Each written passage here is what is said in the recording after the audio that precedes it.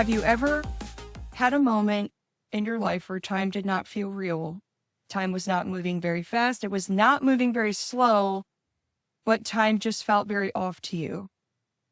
Where the days blur together, where the hours disappear, and you suddenly realize that you don't know what day it is, and you also don't care to know what day it is. This feeling actually has a name, and it is called liminal time. And honestly, after getting through seasons 1 and 2, there's no better way to end the season with our season 2 finale talking about an existential topic such as time itself. If you're new here, welcome to Chadderbox. I'm Becca. And I'm Kyla. And the special announcement I have for you today is that you have made it to our finale episode of season 2. Whether you have listened to us through seasons 1 and 2, or you just started your journey with us, we hope that you find this episode special, the energy strange, because we have some major Chatterbox energy for you today. In the space, obviously, there's strange, unusual, psychological, cultural, creepy moments in life that really don't always fit in the boxes that you would think they'd fit into. That's why sometimes the box is deep, sometimes the box is uncomfortable, sometimes it's very unserious, because this is 2 girls, 1 box. And if you have been here for a while, thank you for sticking with us through another season. We seriously hope that you appreciate the growth that you've had as well as the growth that we've had, because I know that you have probably seen a change throughout the season how we've done this podcast. So it's really amazing what it's turning into, and we can't wait to share our final thoughts at the end of this episode. Stay tuned if you want to hear us do some real Chatterbox bullshit, just talking about, the end of the year, the end of the season, doing some major reflection. It's going to be good. It's going to be a very, very good episode. So, time to get in the box, in this motherfucking box. This time of year is a kind of its own. The holidays are in this in-between stage. Like, they haven't arrived, but they're so close. Our routines are probably not the same as they typically are. This is the time of year where the calendar's resetting, you're visiting family. It's magical for some while it's heavy for others. Seasonal depression is at its peak right now. And we're going to do some reflection about why people even feel seasonal depression. Time can feel distorted, and for some people, it really bugs them. It makes it feel very strange. It feels like they are missing time. And liminal time affects your minds, it affects our bodies, it affects our relationships, it affects your sense of reality. So I've always wondered about seasonal depression because personally, I feel like in years past, I've had years where I've really had it, and then years where I haven't. I feel it more this year than last year. It's not even that cold. And that's what I did all last winter, and now this winter, it is not working. That was one winter where I did not have a good winter. Like, I was really, really sad. It was just one winter in the past 4 years. And I think I remember the winter you're talking about. I was so upset. Like, I don't know what. It's so far behind me now. I remember because we were parked somewhere, and you were just talking about how sad you were this winter. You were like, I don't know if it's seasonal depression or what, but I am not myself. I am so down. Like, not happy. It was like the worst it was ever. It was weird. I feel like it wasn't like 2021 or 2022. It wasn't that long ago. Maybe 2023. Okay. Maybe 2022. It was in the past couple of years. Not last winter. It would be the winter before. Not this winter, but the winter before. Last winter, I was super happy, just in a really good state of mind. I think I was happy last winter. I don't think it was last winter. I think it was the winter before. Yeah. I think it's this winter for me that has kind of rocked my boat quite a bit. I mean, seriously, the boat has been rocked here. Rock? So, unfortunately, what liminal time means for some changes the physiological effects of that and the way that they process it. We're also going to be sharing some real stories from Reddit about people's documented experiences that are on social media about missing time. I'll be linking the Reddit post that I'm reading. There we go. Holy shit, that took forever to say. So get comfortable, loosen up. It's time to get in the box. Time to get in this motherfucking box, officially. Liminal time is a strange feeling that sets in during certain moments of life. It is subtle. It is a hard feeling to name. So you're not exactly sad, but you're not exactly energized either. Time feels off. The days blur together. You check your calendar more than usual because you're not as busy as you were in the summertime. And you're inside a lot. The sun goes down at like 5 o'clock here. Sometimes I felt this year that it's harder for me to wake up. Like last year I had endless energy. And then this year I'm like, sunlight shoot more than you realize. Like, I get sun at work, just not as much as I should. I'm probably outside maybe an hour to an hour and a half out of the day. Whether I'm walking from place to place or building to building, I hate that part of Ohio. I hate that it gets gray. yeah, at least if it's going to be snowy, be sunny. Cheers to the new year and to our finale episode. I really wanted to have a drink for my finale episode. I feel like I should. You know, I'm celebrating. I'm celebrating. Anyways, back to liminal time. So the term liminal comes from the Latin term limen, which means threshold, which means it is a doorway. It is a crossing point. It is a space you pass through, but we're never meant to stay in, or at least that is how it's supposed to work. Liminal time exists between what was and what will be. So a lot of people experience anxiety after having a pause, especially after an ending of something or before a beginning. Let's say you're ending a job and you're getting a new job. Typically you have some sort of anxiety about the job, unless you're really excited about it, you know, but typically there's some anxiety, like first day of school vibes when you First time flying on an airplane. Humans historically are terrible at this time of year because liminal time is not empty. It's just a time that lacks structure. And without structure, our minds start to drift. What liminal time feels like in the mind and body? When you enter liminal time, you're going to say things such as, I don't know what day it is. Everything feels heavy this time of year. I feel detached. I feel like I'm watching myself in third person. I'm exhausted, but I haven't even done anything. This is a psychological response to liminal time. Your nervous system builds around patterns of light and dark, work, rest, beginning and endings. When certain patterns begin to dissolve, the brain struggles to orient itself because certain neural pathways are wired differently. They have to fire differently in order to adapt because humans are adaptable creatures. Typically, if you're sleeping in inconsistent intervals, like you're going to bed at like 5 p.m. and then you wake up at midnight and then you stay up until 2 and then you go back to bed. Or you feel tired, but you've been resting all day. You know what I mean? These are actual physiological responses to feeling time in your body. During this time, your emotions can resurface without warning, such as nostalgia, grief, anxiety, or creativity. I felt more creative last year, honestly. I feel like I'm having a spark of my creative flow again. But I feel like for the last 2 months, it was not there.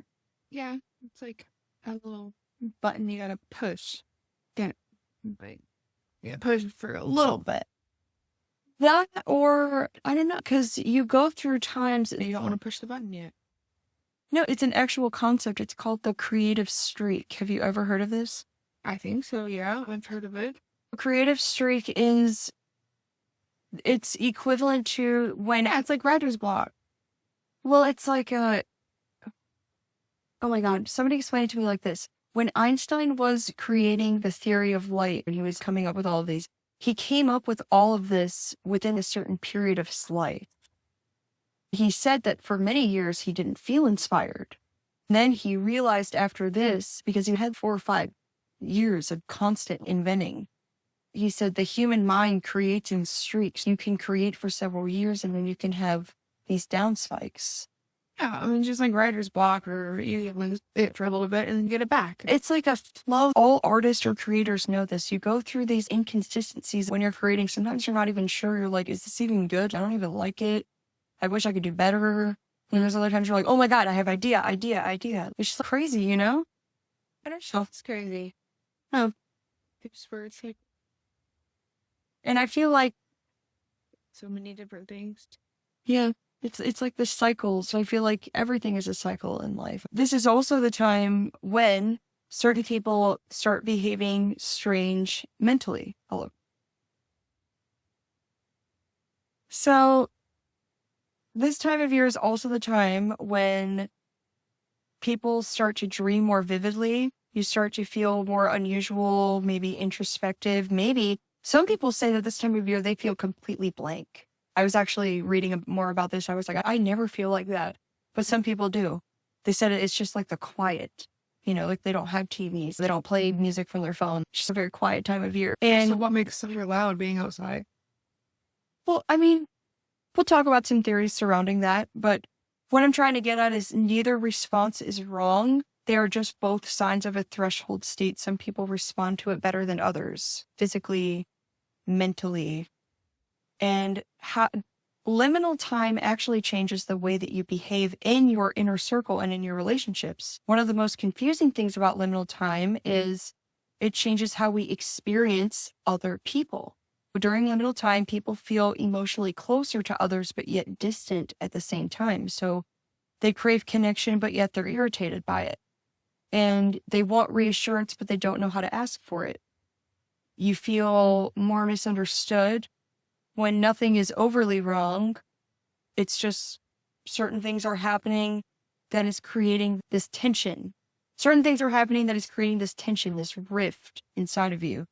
And it affects the way that you relate to people in your relationships. During the experience of liminal time, you're going to feel a little more sensitive, not in a dramatic way, but maybe in a way that you are easily bruised. Maybe small comments land heavier. Maybe the silence feels louder. Maybe you delay your responses in texting people because it's not that it's personal. I am going through this right now. I have so many texts in my inbox that I can't seem to respond to because I have this internal anxiety about responding.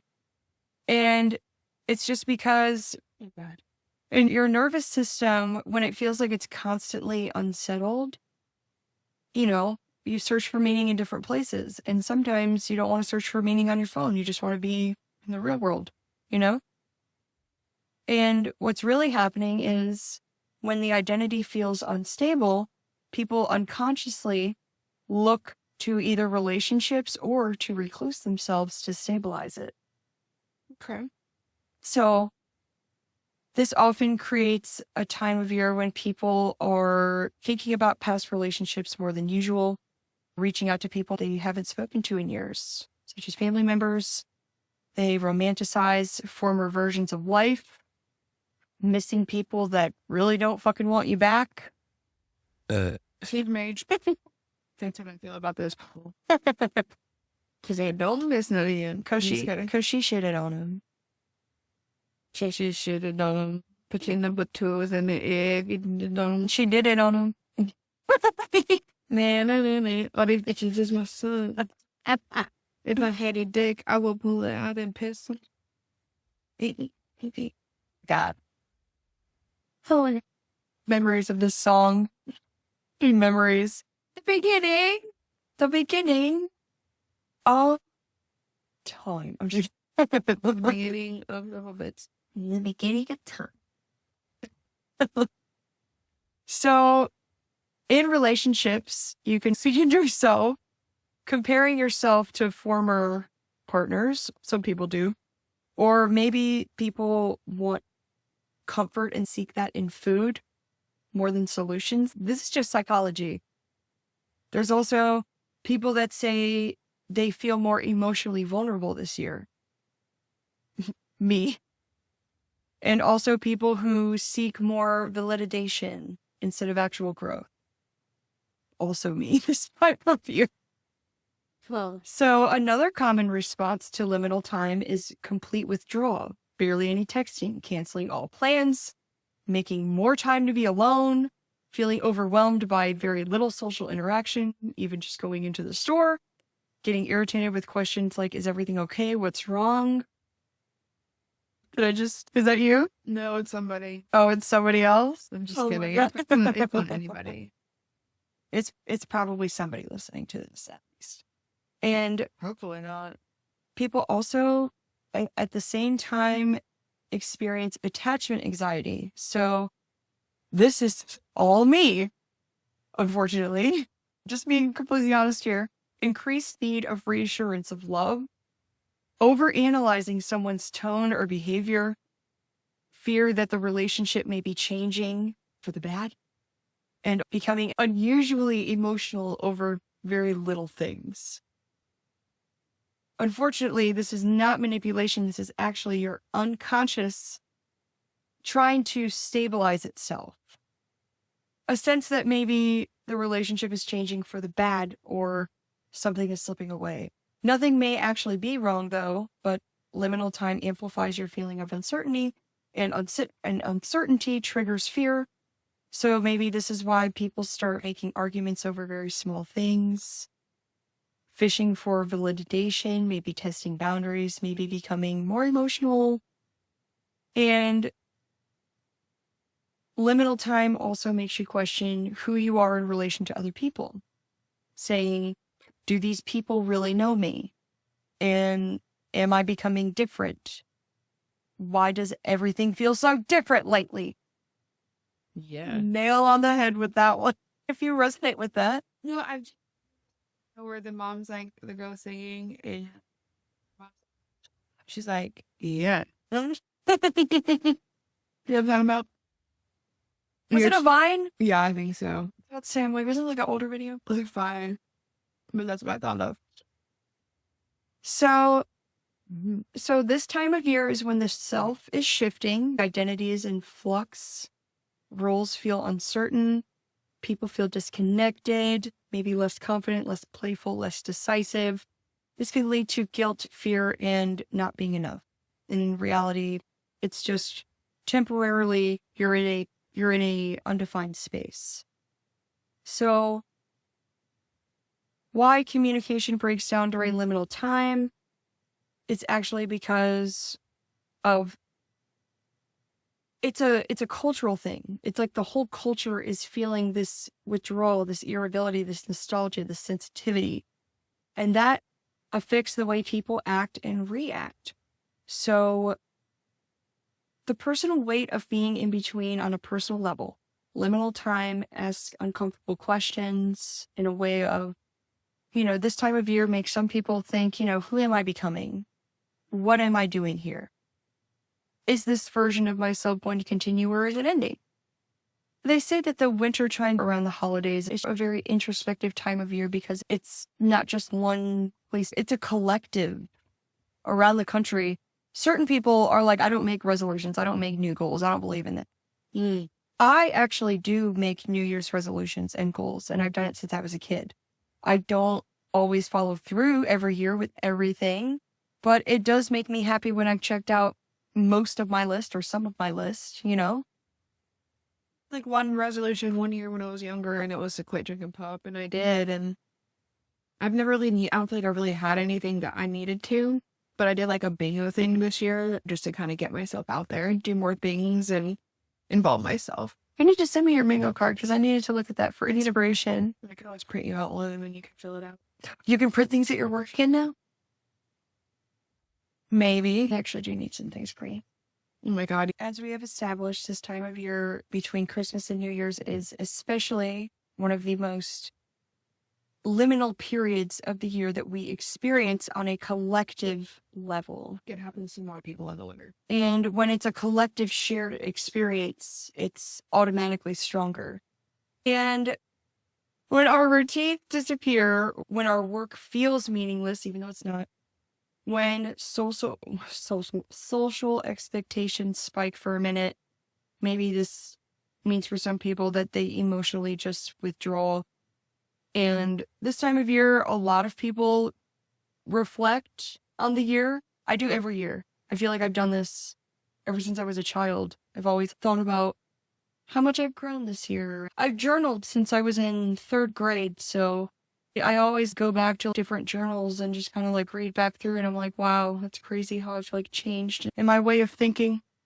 I reflect on things that I've done in the past year. Some people take it more seriously than others by like, making resolutions, making goals. Me and one of my best of friends in Missouri, we were actually talking about this last week. She's one of my childhood friends from 5th grade. I don't really have any friends from before then because we moved around so much. I didn't get people's last names. There's a couple people I wish I remember their last name or something from school. They were really good friends, and I wish I could know them now as adults. I feel that so much about my friends from Chicago. One girl, her name was Rachel, and she had short hair. We were really good friends, and then she moved away. But she lived with her grandparents. Her parents were alive, or her grandparents raised her. But her name was Rachel. That's it. And there's one more person. You wish you could find the person. There's one girl named Sierra. I had a friend named Sierra too. You probably shouldn't put it back. Yeah, you're right. I'm done. If you want to get a bowl or something, I'm done. I'm just not hungry because those hash browns kind of filled me up. But I ate eggs. Oh yeah, you had breakfast. I forgot. I didn't eat breakfast. Friends from Chicago that I remember. There's Anthony, Lucas, Jacqueline, Clarissa. Clarissa was one of my really good friends. She was bullied a lot, and I would take up for her, and I wouldn't let people bully her. I like chase these like neighborhood kids away with like a baseball bat because they were like trying. It's like 51st date. Yeah, no, literally, like they were trying to pull her pants down. God. Yeah, and she was like, like they were just like other kids on the street, just like trying to like bully her. And I like ran out of my garage with a fucking baseball bat, and was like chasing them off. And then like the neighborhood lady came to my parents and was like, your daughter was trying to hit these neighborhood boys with a baseball bat. Her name was Miss Lois. I still remember her. Like, Miss Lois. Like, Miss Lois. Yeah, bro. She went to my parents and was like, she was chasing these boys off with a baseball bat. She was trying to hit them. And my dad was like, is that true? I'm like, they were trying to pull Clarissa's pants down. He was like, what? What did he say after that? He was just like, you can chase them, but don't hit them. I said, got it. What was the point? You'll scare them. Back to the box. Seasonal depression and time distortion.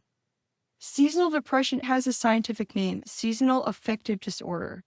It's not just because of less sunlight, which plays a major role, but reduced daylight disrupts your circadian rhythm and affects your melatonin and serotonin levels.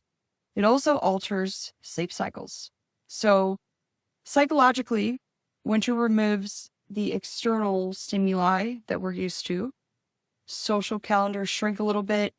The world slows down. The mind always doesn't follow. Instead, we can get in loops of regret that resurface, maybe people looking backward more than forward.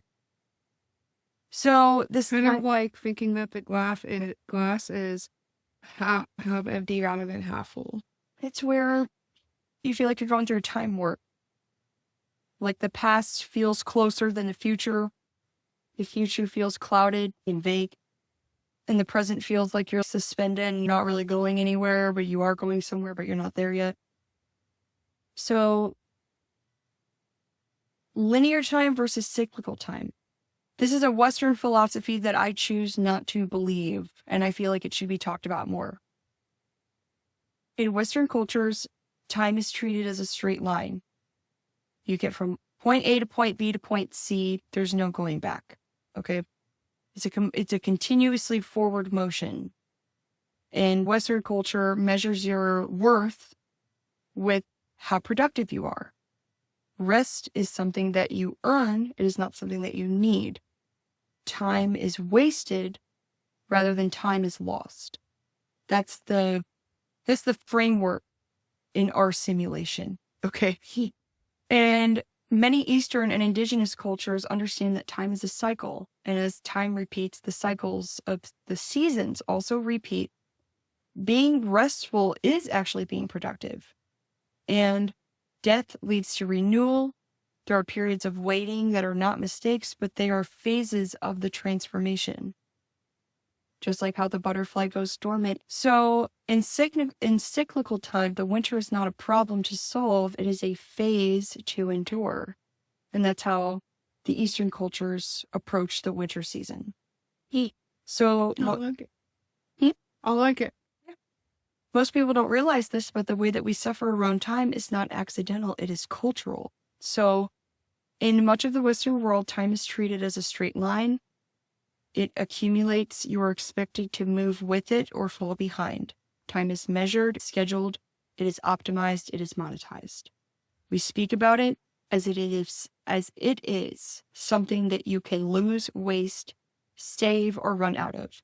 So in this framework, the new year represents like a reset button and a clean slate. This is how the Western culture thinks of it. It's a chance to be better. It's a chance to be more productive, more disciplined. It's a time to reflect only briefly, but as a tool to how can I improve? And the goal is momentum. Cyclical cultures, on the other hand, do not treat time as something to conquer. They treat it as something they all participate in. So cyclical time is a life that moves in the rhythms of the seasons, the phases of the moon, and there is no behind because there is only a permanent forward, but there is only movement to cycles that repeat, deepen, and evolve. Winter is not a failure to be productive.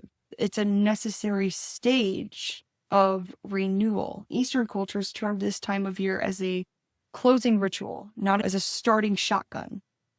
The emphasis is on becoming someone new, but also digesting what has already happened. So this is where they are profoundly different. Linear time asks the question, okay, what's next? Cyclical time asks the question, what has completed and what continues? It's amazing. Once I've accepted the fact that time is not linear, it really has changed I guess maybe that's why I feel like time is sped up, because it's changed my perception of time. Because I don't believe that time is point A to point B anymore. And I live that way too, because there's a lot of times where I don't even look at the clock because I just don't live in time. That's also why I'm always I like, have to live in time though, unfortunately, when I'm trying to make a flight or something.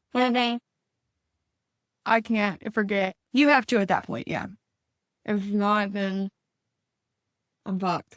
Yeah, you can't miss the flight. That is true.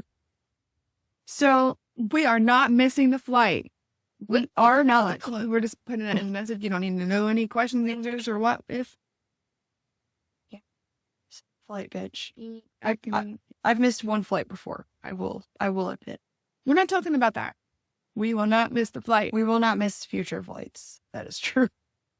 In Eastern traditions, they focus on clearing, honoring, and slowing. Instead of trying to create a resolution, they deep clean their entire living spaces. This is a symbolic way of clearing any bad energy. They also honor their ancestors and past experiences by meditating on them. They do rituals of letting go, of writing on pieces of paper and burning it, or burning incense for some sort of release.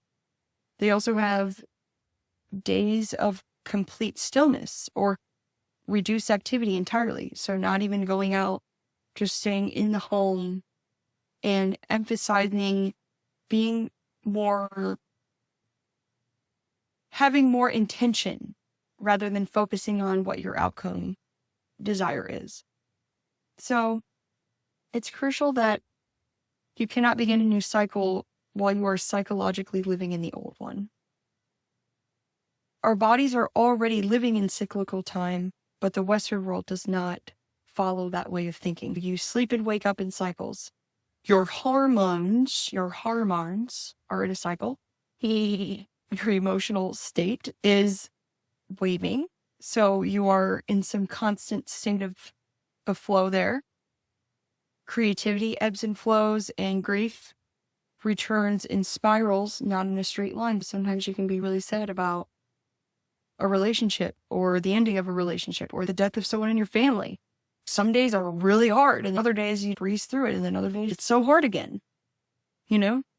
And that's how it feels. Linear time ignores that kind of reality and demands constant consistency, while cyclical time expects the fluctuation. So, I can't speak today, unfortunately, so It's all right. And neither can I. So here's the uncomfortable truth, though. Why does the Western world resist cyclical time?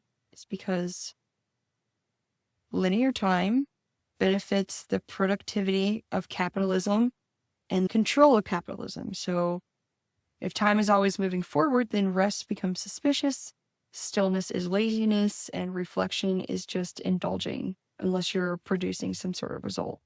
Cyclical time, though, is not rushed, not optimized, and does not promise constant output. Psychologically, spiritually, and biologically, it is far more accurate to live in cyclical time than it is to live in this, like, I must be producing constantly. Yeah, I mean, it's just like the false narrative they give us anyway. Because they, it's like, I want to destroy you, mind, body, and soul. they do want. I can't even do a box. You like that? You like that one? So here are some mindfulness practices that are practiced in Eastern culture. It's not in every culture, but these are ways that they do it. Instead of goal setting, instead ask yourself, what did this year ask of me? What did I survive? What has changed me quietly? And what no longer fits? I'm going to actually put these questions in the description of the episode, so if you want to copy and paste this and write it down for yourself and do it, you are welcome to. Because you can release without replacement. Most people rush to fill a void and add new intentions. But cyclical time teaches you to leave space. Don't try to replace immediately. Leave some space. Ask your body, not your mind, what do you need right now? Do you need rest? Do you need silence? Do you need movement? Do you need work? Do you need less screen time? That's what you need. Yeah. Last one. Mm-hmm. What, you're talking to me? Oh, everybody else? Yeah. True. You. True, me too. I mean, I'm talking about everybody. I'm leaving nobody out. I've been avoidant lately. I have been avoidant. I'm never avoidant. And then something else that they do, 2 more things, they light candles and then sit in silence. They don't necessarily meditate, but they just maybe acknowledge that this is the ending of the year. Endings deserve a witness, and they let the candle burn and then they blow it out. That's their ritual. That's their way of honoring ancestors, is to like sit in silence to honor your ancestors. So that's another thing. And in cyclical cultures, renewal often comes after the pause, not during the pause. So let the new year arrive without demanding any immediate transformation. Just pause for now. Let this be a time where you're being a sponge, soaking in ideas like, okay, maybe I won't focus on that this year. Or maybe I will not focus on what I focused on this year and move on from that. Take some time to pause and don't just try to make an immediate decision. Sit with it. This can change your relationship with time because stillness is not wasted time. Confusion often precedes clarity.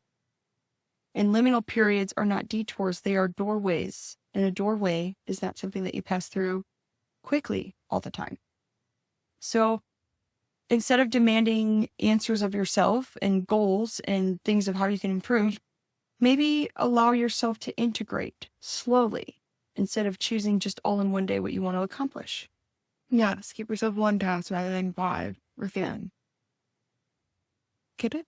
Yeah, and then maybe make financial goals, make physical goals, make goals that revolve around family, make goals that revolve around friendship. There's so many different types of goals that you can make.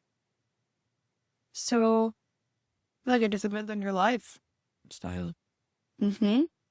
and without routines, and clocks, without goals, your time can lose directions, and without markers, your consciousness turns inward. Liminal time lowers the barrier between your waking awareness and your subconscious processing. So some people dream a little more, they disassociate a little more, they reflect a little more, and then maybe they lose their self a little more. This is not because something supernatural is happening. It's because the mind is no longer tethered to the structure of time that you've been going with for the last several months.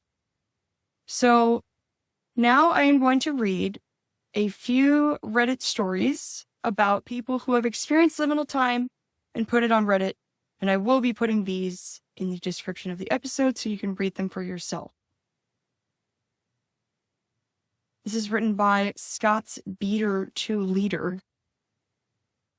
8 years ago, I experienced a time slip for the first time in my life. This actually happened only a couple days ago. I live in Prattsburgh, New York, United States. Just talking about my story makes me want to piss my pants. Anyways, let's start. It was the average night in my hometown. I got done eating dinner and I was feeling really tired. It was only 8:06, but I decided to go to bed early anyways. I slept really good and I woke up at about 7 p.m. and I noticed something strange outside of my window, almost as if the buildings in my neighbors' houses were slightly a different color. Then again, I did just wake up. I decided to get some Cheerios. However, I was out of milk. What the hell? I said to myself loudly. I was very angry that I was out of milk, but I decided to go to the Dollar General to get some more. I own a motorcycle and a car. I decided just to take the motorcycle. Maybe some fresh air would help me wake up. When I got to the intersection, I noticed that there were no stoplights. There were just blinking lights, or whatever they're called. There was usually stoplights here. I tried to shrug it off, then continued my journey to the store. And the thing that I noticed that was more odd is even though it was supposed to be morning, it looked like the sun was really high in the sky in the afternoon. At this point, I was approaching the street Dollar General was on. When I finally approached the store, I slammed on my motorcycle brakes. There was a construction site where the Dollar General was actually supposed to be. And at first, I thought, did they tear down the store? Why did they do that? There was a construction worker over at the site. I parked my motorcycle on the side of the road and went over there, not caring if I got in trouble for trespassing. This is how the conversation went. Construction worker. Hey, you're not allowed back here. Dude, why the hell are you tearing down my Dollar General? He said, huh? How do you know this is a Dollar General? Also, we're not tearing it down. We're building it. You need to get out of here. This is actually authorized personnel only and we're working right now. This is not exactly how the conversation went, but it was something very close to this. When I heard the construction worker saying this, I almost fainted. I ran back to the area, hopping on my motorcycle, sped back to my house. That's when I saw another car in my driveway. I legit wanted to drive myself to the mental hospital. I didn't have a phone with me at all. And I got back once again on my motorcycle, sped off in another direction towards the Dollar General. And this time when I arrived, the sky was dark and the Dollar General was there. And there were cars and everything. Everything was back to normal now. I stopped at the side of the road, looked at the Dollar General that I had just did 100-yard stare when out of nowhere, a state trooper comes up behind me without lights on. He got out of his car and told me that I was doing the 60 and 35. I told him that I was experiencing what I was experiencing, and I tried to convince him that he has to believe me. He looked at me and said, that's going to happen sometimes. And I gave him my driver's license and everything, and he ran through the computer and surprisingly didn't give me a ticket, just let me off with a warning, and it looked like it was about to rain, so I went back to my house, and this time I asked a friend if he wanted to stay the night in case something like this happens again, and he could witness. But that night, nothing else happened. So ever since this occurrence, I always want someone to stay the night at my house out of fear that I might go through this again. It was extremely scary. Please share your final thoughts. It's fine. I don't have control over your beliefs. You're crazy. Is it fucking insane? Yeah, that's insane. Oh my God. That's crazy. I'm looking at some of the comments and seeing if they're worth reading. Somebody said, I really hope that you have not experienced this and that this is fake. When was the store built? Can you look this up? Oh, yeah, it doesn't say. There's nobody who entered it.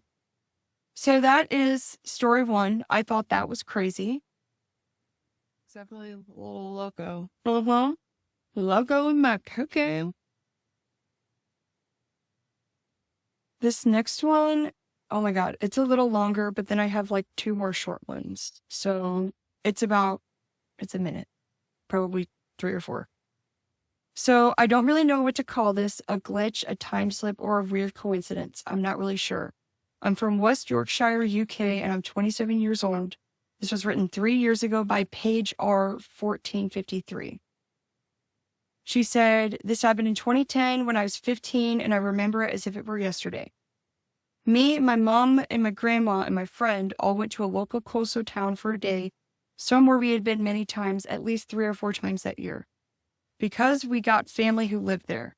Ever since my mom was a child, we have always traveled the same route through the countryside rather than the motorway because we like to stop off at what we call a halfway house to grab a sandwich on the way there and drink on the way back. So we always stop at the same places because it's part of the routine and it's always something that we have enjoyed. On this particular day, everything was normal. We have driven to the coast, stopped for a sandwich, and the sun was shining. It was a normal, lovely day. However, on the way back, it got really weird. We set off mid-late afternoon because we wanted to miss all the evening traffic and make sure that my friend got home at a decent time. The journey felt normal. We had traveled on the same roads as we always had and was planning to stop at the usual pub to drink. Non-alcoholic, by the way. In the space of about 5 to 10 minutes, we noticed that the weather had suddenly changed and it had gone from glorious, sunny, warmy day. Oh my God. Glorious, warm, sunny day to it being gray and overcast and very cold. We didn't know what was going on. And then my mom said, I don't know where I am. Confused, we had just said that maybe we had took the wrong turn and that she was adamant that she had been on the same road for 8 miles. And it's a road that we had been on countless times. We wondered if the road had been altered since the last time that we visited, because now none of us recognized our surroundings. We looked at the familiar landmarks, hoping that it would give us some kind of guide in the right direction, but there was nothing but fields and mines for miles. We began to notice that the road that we were on was very quiet, and we seemed to be the only car driving along it. Nothing had passed us in what seemed like a long time, and me and my friend started to get anxious because of how weird this felt. We were worried that we were not just lost. And my mom said that we needed to calm down and to stop worrying and that the next village would be coming up very soon. In 2010, phones didn't really have maps or anything like that yet. So about 10 minutes later, we finally saw a couple houses in the distance. We approached what looked like 2 semi-detached houses, a small farmhouse and a yard, an old-fashioned level crossing for trains, and a pub. My grandma suggested that we pull into the pub so my mom could ask for a drink and ask where we are to help their nerves. We entered the pub and it was completely empty except for an old man in a rocking chair in the front next to a burning fire. He stopped the rocking chair abruptly and was staring at us as we approached him as if in shock. He was wearing brown work trousers with black boots and a cream shirt, some sort of knitted-looking vest and a flat cap. He was also smoking a pipe.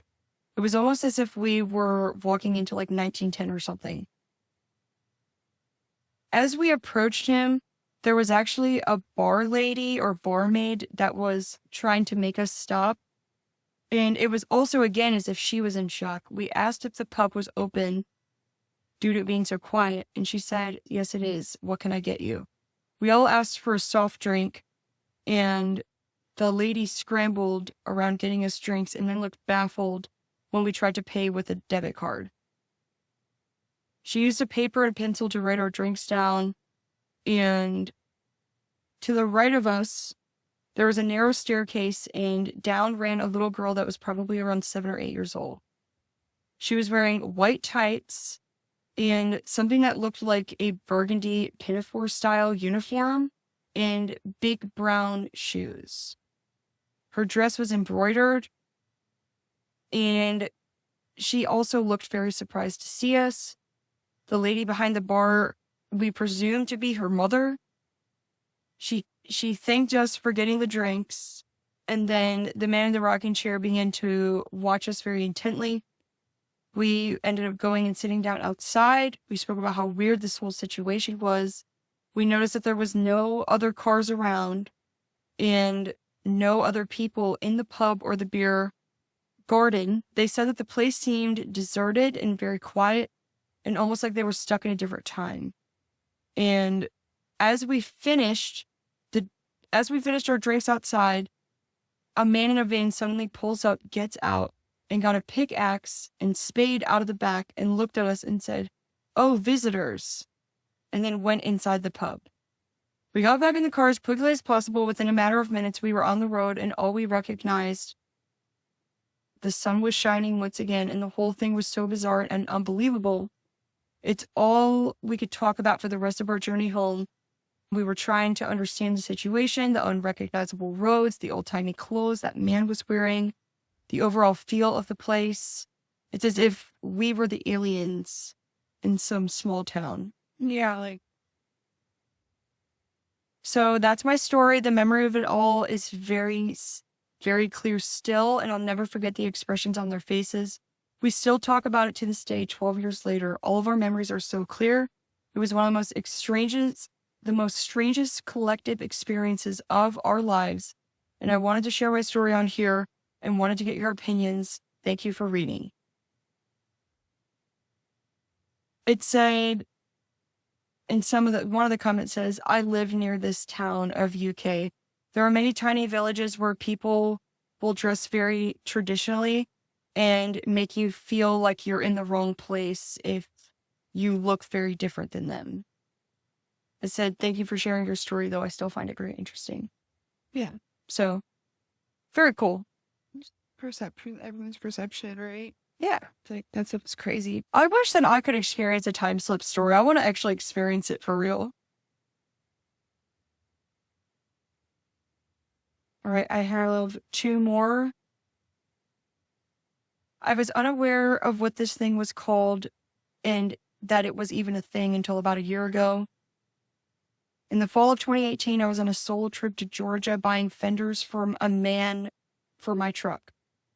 I was restoring it at the time. I got to my destination, went to leave, stopped to get gas. Upon entering the gas station, everything was very different. It was an indescribable feeling. Something had changed. I went to pay for my gas and noticed that the guy behind the counter was selling no tobacco products. And the tobacco products that were there had absolutely 0 warning labels on them, and they looked very dated. There was no card reader for credit cards, and the designs on some of the tobacco looked like it was from like 1999. I noticed all the drinks and the sodas around the store were very out of date. And when I looked at the expiration date on one of the cans, it said it was expiring in July of 2000. It freaked me out so bad that I drove 20 miles down the road and got gas somewhere else. To this day, I've looked everywhere on Google Maps and cannot locate this gas station. There is simply nothing out there. This is the first time I've spoke about my experience since 2018, and I stopped telling people about it because they thought that I was crazy. Out there, see. One more, and then we get into the end of the road.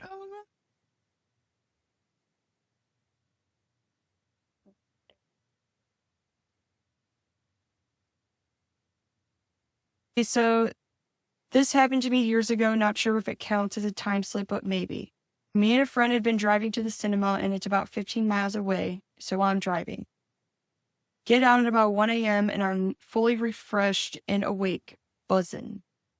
So in the UK, we have dual carriageways, and I need to be on one to get back home. And as I say, it's 1 a.m., my friend's sitting next to me and we're chatting. Suddenly, the road turns dark after being previously lit up by the traffic light. Traffic is now passing on what would have been my side of the road, but is now very dark, as if it were normal. And no traffic works going on that way. Wasn't just a stray car making its way, but a whole stream of cars. I turned to my friend and he saw it too. Back to the road became a dual carriageway again, completely lit up. This local road I have been driving on for 30 years, and my parents took me along the same roadway many times before. I could drive this way and it would never feel like a new road to me. But in fact, it was almost like I was driving on a road from another time. So it was like he's driving on the road, and then all of these cars start coming in his direction, and then it switches to a dual way instead of a one way. That's crazy. Can you imagine driving and you just see like 7 or 8 cars coming towards you? Oh my God. I'd be freaking out. Oh my God. I'd be freaking out. All right. So we really hope that you have enjoyed this topic about liminal time, about people experiencing time slips. So we were just in the box. That I don't know how to make. We were in one of the boxes. Yeah, we were in one of the boxes, but now we're going in this one into other box. Other box. Me and Kyla want to do some Chadderbox bullshit now. And we just want to talk about, how we felt about this Cheesy season. Chadderbox. Yeah, this is the cheesy box, okay? We're going to do some reflection, and you're along for this ride with us. So hold on to your box. Chop up. For this 2 girls, 1 box, 1 Chadderbox. Let's get into it. We have some questions that we're going to ask each other before we give our final reflections. So I'm going to ask my question first, and that is, Kyla, was there a moment this season where you felt proud of yourself or us, and when or why did you feel that? We got that little magazine intro. That's what I was thinking too. That's exactly what I was thinking. But yeah, just being able to set up a photo shoot and put it together so quickly. I'm proud of that. A magazine reached out to us to do a article on us as like an up and coming creator. It's Voyage Ohio Magazine, by the way. You can look them up on Instagram. Voyage Ohio Magazine decided to sponsor us. Hope just get a few more followers. It just makes you feel good. It And did. we got to do photos. It was fun, but it showed how quickly we could pull together something. So Yeah, they go, we need 4 to 8 photos from your portfolio. I look at her, I'm like, we don't have a portfolio, girl. We just started. Oh, portfolio. 6 months in. That was so soon, just starting. So Yeah, that was crazy. so your intro was The same as yours. The magazine is what made me feel proud. I was like, wow, what we did. we're out here, Mm-hmm. All right, what do you want to ask? Did doing the podcast change the way you see yourself at all? It does, yeah. I feel like, as I said earlier, that creativity is a streak. And I noticed there were most definitely times that I did not feel like working on this. And I felt very conflicted because I'm like, oh my God, I signed up to do this and it's getting to be really hard. I felt that way during the summer, specifically because it was our first summer podcasting, and the summer is just so busy compared to this season. Noticed growth in, even when it gets hard, holding together, even if you miss an episode or you even miss 2 weeks of posting. You just have to, realize that sometimes things happen and they throw you off your game and you're not prepared. In this next season, I would like to be more prepared for when things come up, such as a sick child. You don't prepare for a sick child, it happens. You don't prepare for a sick significant other or a sick yourself. So it's like you don't plan for it, but at the same time, you need to have a plan in place for when it does happen. So I noticed the growth on that side of like understanding how to run a business even when things don't go the way you planned. So that's how you see yourself, I guess, in a sense. Yeah, and how I've grown, yeah. How do you think that you've grown in this season? Well, it changed the way I see myself. Okay. The podcast. The only way I could say like it maybe changed the way I see myself is doing more online than I thought I would ever do. I didn't see myself always like I feel like I want to make money doing something I enjoy, which is talking about stuff or making clips. So I've come to term that you have to use the internet, and I've come to have a relationship with it. So I see myself being more into it this past year.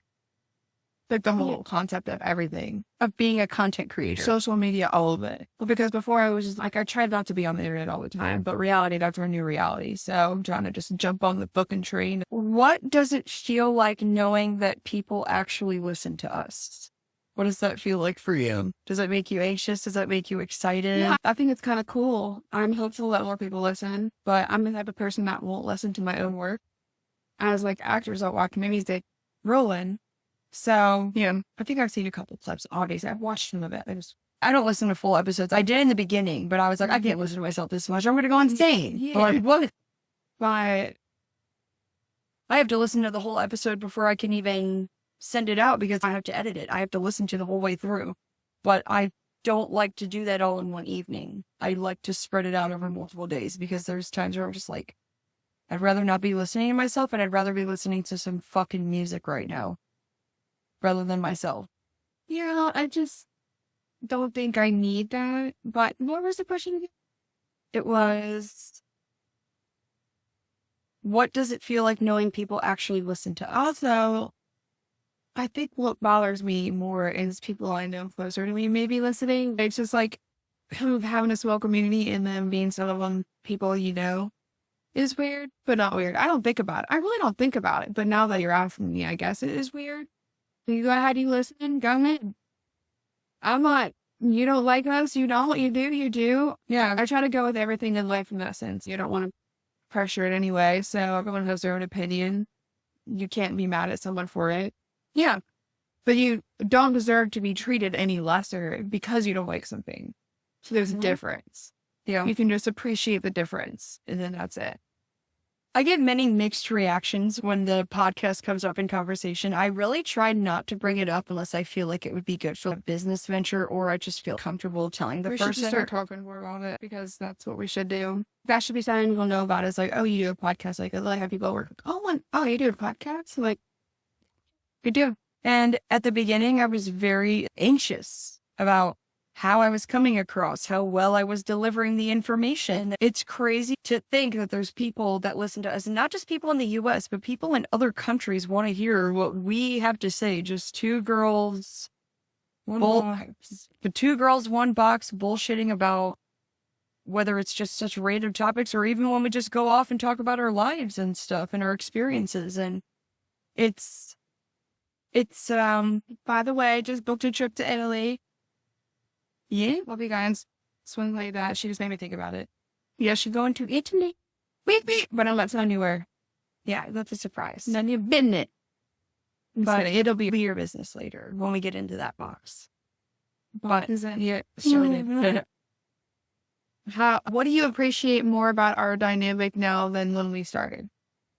I like feeling more comfortable with you to not only talk about business ideas, but also keep you in the loop about what's going on in my life. When you're running a business, it's not like a boss-employee relationship that you're used to. You know what I mean? You're just two friends doing the same thing we would normally do. It's really about just having open, honest, two-way communication. If something's going on with you, you let me know, whether it's personal or otherwise, or external or whatever. And then I do the same with you. It's cool because we see each other a lot more now than we have in years past. We see each other literally every week. We see each other literally at least 1 week. Or at least, 3 weeks out of the month. I would say, I guess, it forces us to hang out more. It does. And because there'll always be a reason why, like, oh, I'm just not feeling it. But this makes us do it, right?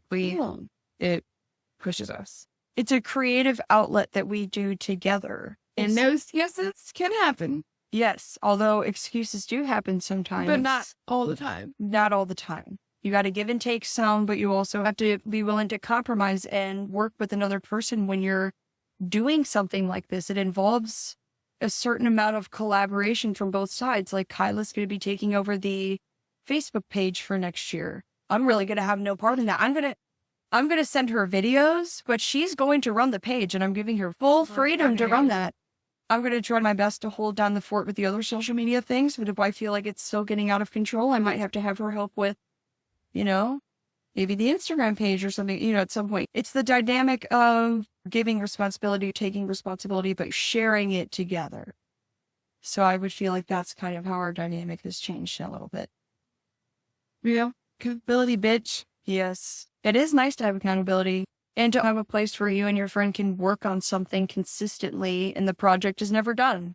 The never-ending duo. Never-ending story. So, looking ahead, what are some things that you are excited about for next season? Or how do you want this podcast to feel moving forward? I'm excited to potentially do a trailer or make more intros for our podcast and then do more sure. And then also collab with people. Yes. I would say the same things. I'm excited to collaborate a little more. I'm excited that our quality is upping. I'm excited that we're going to have insane quality. I'm excited that we're going to have it with the camp. We're thinking about doing some sort of cinematic trailer. Stay tuned for that for in between the seasons.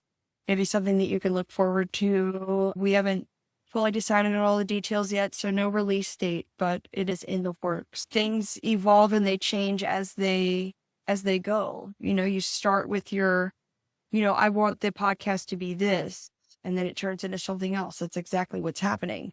First, it was audio only. Then we went to video, trying to be more mainstream. Before, we were just covering very random topics and we weren't even looking at anything. It's changed as it has gone along, and it's amazing, and it's something I'm thankful for. You have now reached the reflection portion of the podcast. We're going to give our farewells for season. Keep it short and sweet.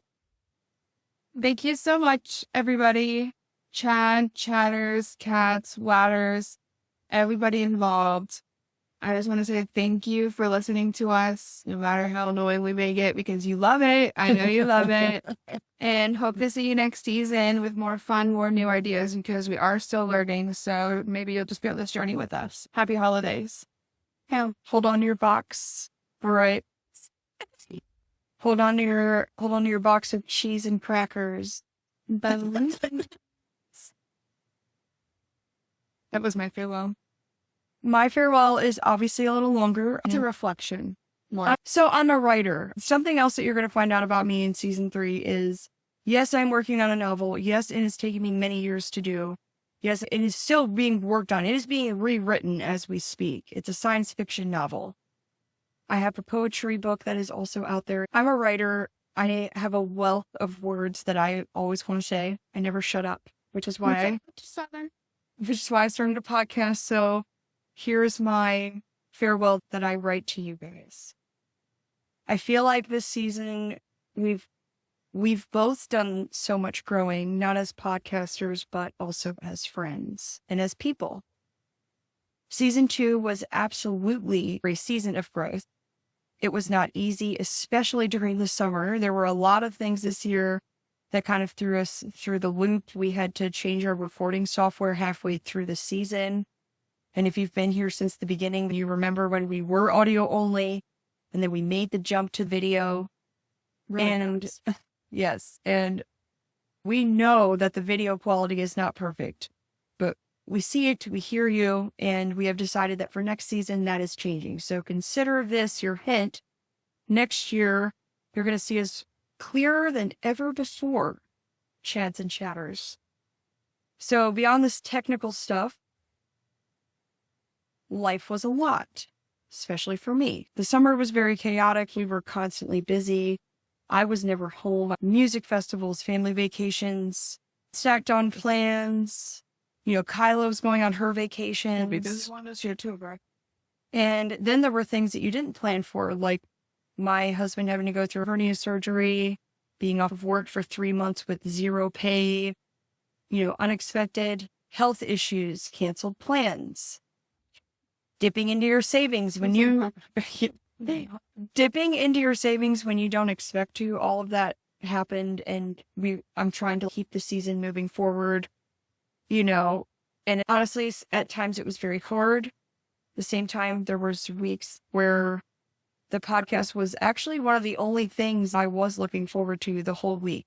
Recording, researching, spending time with my best friend, learning about topics that God, don't ever say best friend. That best friend. What? Best friend. Best friend, yeah. Yeah, don't say best friend. Oh, sorry. Why? What the fuck? You know why. Oh, her? Oh my God. I'm like, girl. I didn't even think about her. I did it, silly. I was like, yeah, that's a no story. Come on, it's a story for another time, but it was never a story. I've always loved words. I've always loved words. I've loved knowledge, and having a platform where I can use my voice openly and authentically is one of the most badass things that I have ever done. In my earlier 20s, it would have been the worst time for me to do a podcast because I'm sorry, but I don't want to listen to a 22-year-old girl talk about what she thinks about life. I've been in the trenches of life before. I have been that girl. I feel like this is one of the most badass things I've ever done because I'm out here just saying what I think, whether people think I look stupid, whether people judge the way that I talk, whether people think that I have something to offer or not. I know I'm genuine. I know I'm authentic, and I know that I love learning and bringing people along for the ride. I want to make this community of people who want to learn about stuff, but also just don't take life so fucking seriously. Learning about stuff, but having a community to do that where you feel safe and heard, even if you're not agreed upon. That's how life should be. But we live in a world where if you disagree, you are the enemy. And that is very sad. We're creating a community of Chatterboxers, which has been a dream of mine for many years. And to anyone who has stuck around with us through this wild ride, whether you listen every week or you just subscribed, just because you want to support us as friends, as coworkers, as family, as strangers, or as really strange people. We love you, truly. And thank you for choosing to be in our box in this season of life. When I first started this podcast, I was terrified. I was nervous as to how I sounded, how I spoke, and how I came across. It took me a long time to get comfortable doing this regularly without dreading it, to be quite honest, because at first I cared so much. What is everybody thinking of me? Until one day I just realized, why am I worried about what Susie thinks of me? We're floating on a space rock through an infinite space vacuum. Why am I worried about what somebody thinks that I post on social media? One day social media is going to be obsolete, and anything that I'm saying right now is just not even going to matter. Which is why I'm like, I might as well just go for my dreams. Why not? I let that shit go. As we transitioned into video podcasting, we both had to learn how to become more comfortable on camera, with each other, with being ourselves on camera. And it's a beautiful thing to watch our confidence grow. You guys have seen that. We need to find a way to sit still. That's never enough. I'm like, I'm sorry, I can't. It's the ADHD. And there's nothing like putting in the work and actually seeing where it's going. And it's going into some very beautiful places. Next year, we're actually going to be taking a work trip. An actual work trip. That's something that's new for us. Because we're going to be recording in Salem. Yeah. That's going to be really cool. And guess what? I'm driving there. Yeah. Are you driving? I'll be flying back, but I'll be going with you guys Okay. probably. Yeah. Just you. Yeah. It's going to be... Oliver will be in the back with you. We did try many different topics this season. We watched what worked and what didn't. So We've changed directions this year more than once, and that's okay. That's something that I've learned as a new business owner. Sometimes you have to pivot. Plans don't land the way that you expect, and that doesn't mean that you have failed. It means that you have learned. Growth is not linear, neither is time. To our listeners, all I can really say is thank you, and we love you so much. We want Chadderbox to be a place that brings everyone together, whether you agree or not. A place where you can learn and have fun, because learning does not always have to be so fucking serious all the time, okay? And you're definitely going to hear us get sidetracked in our conversations here, probably more than most podcasts. But you know what? That is the beauty of it, because it is ADHD learning, okay? We know how to project the chaos, and we hope to find all your chaos out there too, so you can be part of our little Chatterbox gang, the little gang of chatters. So we can all go in and out of the box together. We really, truly cannot do this without you. So as we walk away from our first full year of podcasters, we are so different than when we started. We began scared. We end this year confident. We start very specific about how the podcast is going to be going. And now that version of it doesn't even exist anymore. Concepts change as our visions evolve, and we're not resisting the change. We are embracing it. We are flowing with it, because things are supposed to change. They are supposed to morph, and that is the ebb and flow of life. Right now, we are letting ourselves be carried by that. It feels right to step down into the bigger picture for a moment and to slow down time and to acknowledge that we are standing in the threshold, not just within this episode, but at the end of this season of life for all of us. As this episode airs December 26th, we are in the liminal space between this year and the new year. That feels fitting to talk about, because endings deserve space, and not everything needs closure or to be wrapped up neatly. Season 2 ends on a threshold, and it feels honest. Growth is not always loud. Sometimes growth is quiet. In spaces where it feels like nothing is happening at all. If you feel off right now, maybe tired, reflective, or detached and emotional, there is nothing wrong with you. You are not lost. You are not broken. You are just in between. And that is sometimes how it is meant to be. So, in the end, this is Chatterbox signing off season 2. Our little chatter soldiers. Don't forget, Keep on marching through the year, and we'll see you then. we will see you at the end of January. Tell all the school bus drivers you possibly can. Tell your best friend. Tell your cat. Tell your dog. Tell your boyfriend. Your coworker and your boss. Yeah, don't be a boss. Tell the pope, the priest, the school teacher. Tell the professor. Tell the leader of your cult. It's Chatterbox, baby. It's Chatterbox, baby. Love you guys. Have a happy holiday. Peace out.